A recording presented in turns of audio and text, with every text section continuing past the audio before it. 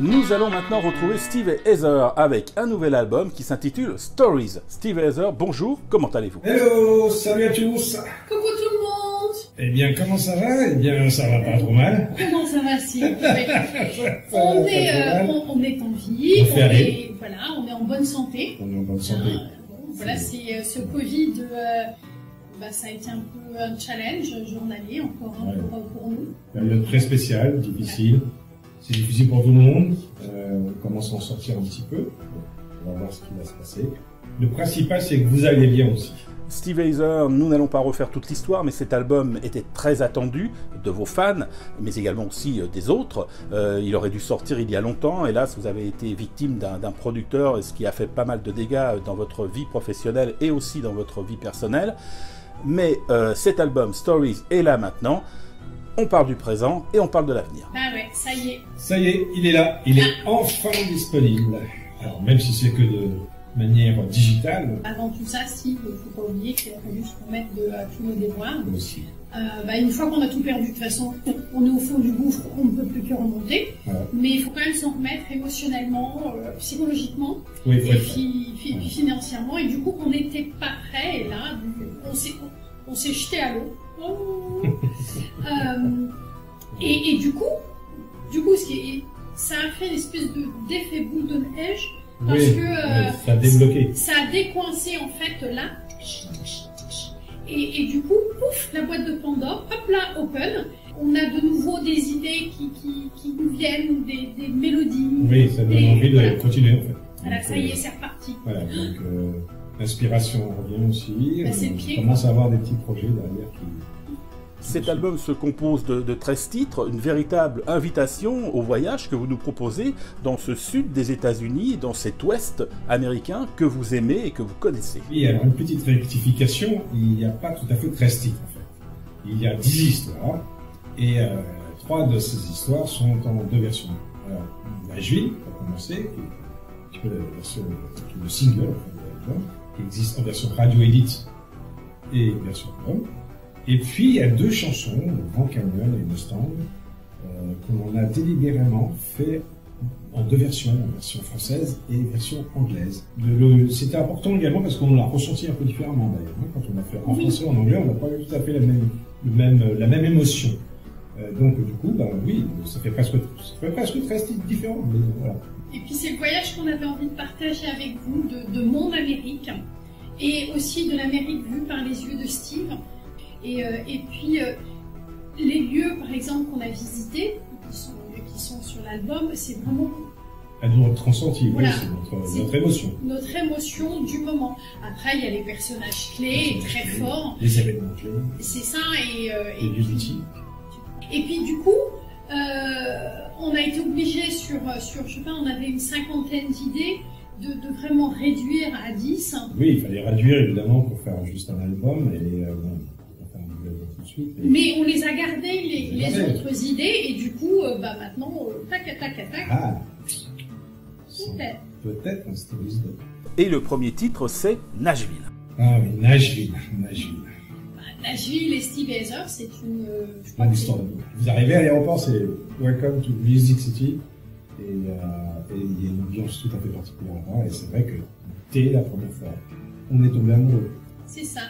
Voilà. Alors Stories, c'est quoi? Des histoires? 10 histoires? 10 histoires incroyables, de lieux mythiques, d'événements, de personnages. Alors, les lieux, oui, ce sont essentiellement des lieux où il y en a beaucoup on s'est déplacé. Oui, c'est-à-dire que Nashville, on en a parlé. Et l'autre, Grand Canyon. On a eu la chance. C'est ça. Et quand vous êtes à la barrière, là, et que vous voyez... Vous regardez en bas, vous voyez ce gouffre béant. Voilà, en plus, il y a toute une atmosphère qui dégage une certaine spiritualité. Et c'est fabuleux. Il y a le silence. Il y a un silence dans le Grand Canyon qui est hallucinant. Enfin, sauf les jours de vent, puisque ça arrive. Mais le jour de l'été, nous, c'était le cas de là. Et c'est vrai que c'est vertigineux. C'est vraiment vertigineux. C'est impressionnant, vertigineux aussi. Alors, on a enchaîné juste derrière, on a enchaîné les Indiens. Voilà, où on a eu la chance de pouvoir aller dans un lieu spirituel mais fermé, donc tout le monde ne peut pas y accéder, on a eu cette chance. Et du coup, avec un guide indien. Oui, et du coup, pour pouvoir parler des Indiens, parce que l'Amérique sans les Indiens, c'est un peu n'existe pas, on a choisi un des plus grands guerriers, Geronimo. Ouais. Et donc, on a mélangé un peu ce qu'on a ressenti dans ce lieu spirituel réservé. Et puis l'histoire, la réelle histoire. Oui, alors là, un grand merci notamment. Alors, il faut dire qu'il y a certaines chansons dans le que l'on a écrites avec Alain Sanders. Un grand merci à Alain Sanders, puisque Alain Sanders nous a aiguillé, nous a trouvé le texte en Chiricahua, parce que Geronimo a la particularité de chanter en 3 langues. Et donc, merci beaucoup. Et Alain nous a également beaucoup aidé sur d'autres chansons comme Premier Sang, qui est une chanson qui parle de la guerre de sécession. Oui, une petite anecdote, un moment où le temps s'est arrêté. L'histoire réelle. Oui, parce que Alain est un érudit sur l'histoire des États-Unis. Et donc on a travaillé avec lui sur des idées qu'on avait et sur des textes qu'il nous a présentés. Et c'était génial ces échanges.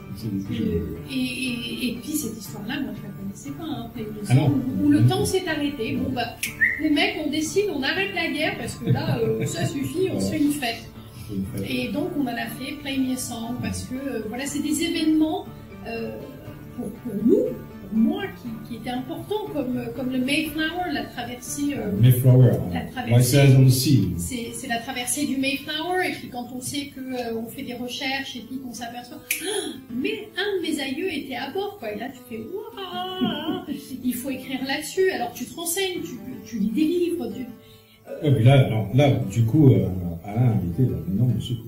Oui, parce qu'il nous a aiguillés là où il fallait qu'on aille voir, ce qu'il fallait regarder, et donc de savoir qu'ils étaient dessus, tout d'un coup, c'est rentré drôle. Après, c'est vrai, il y a une chanson également sur la fameuse histoire du train, du chemin de fer américain.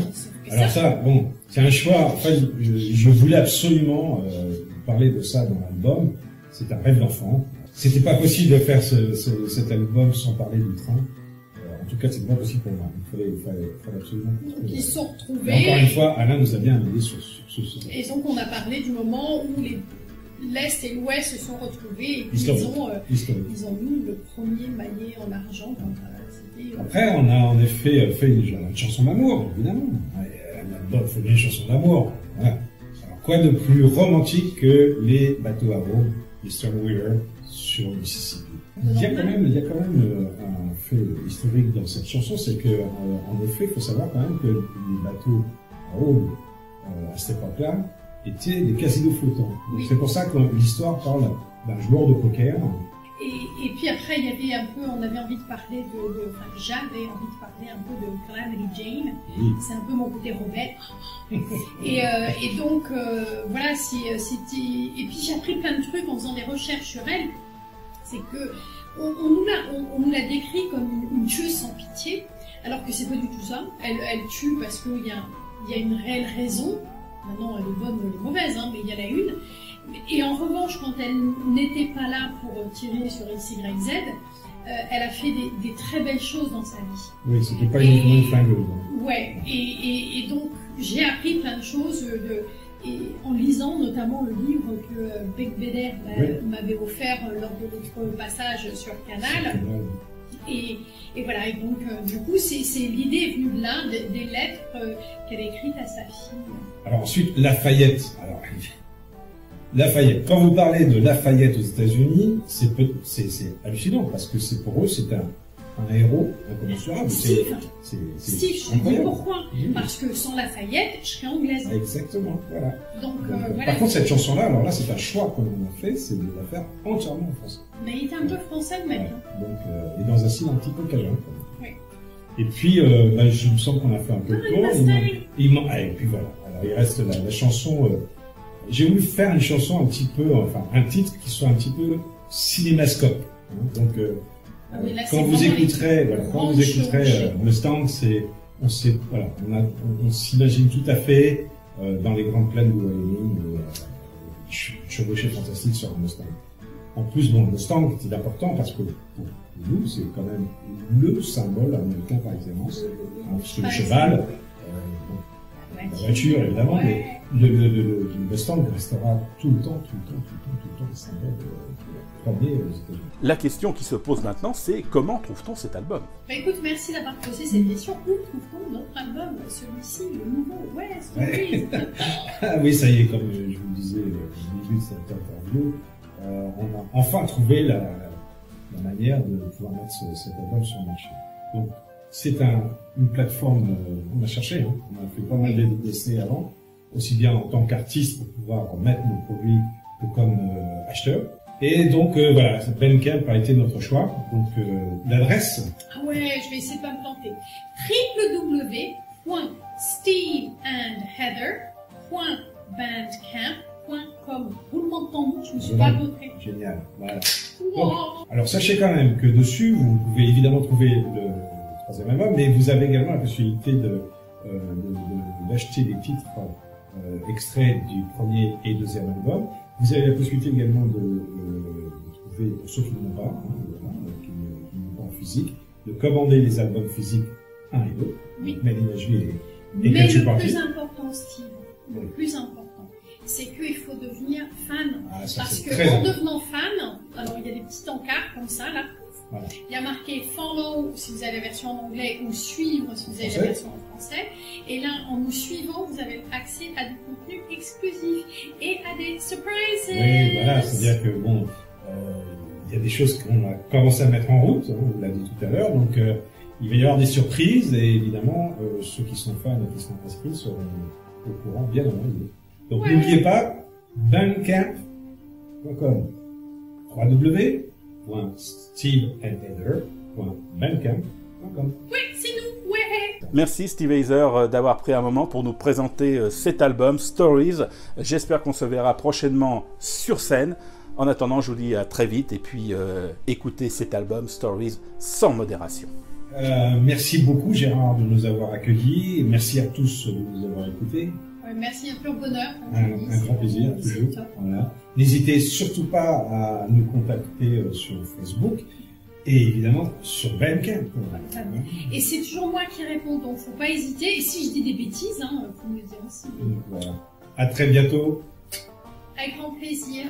Portez-vous bien. Oui, portez-vous bien. Portez-vous bien et soyez heureux. C'est ça le plus important. Ciao. Bye.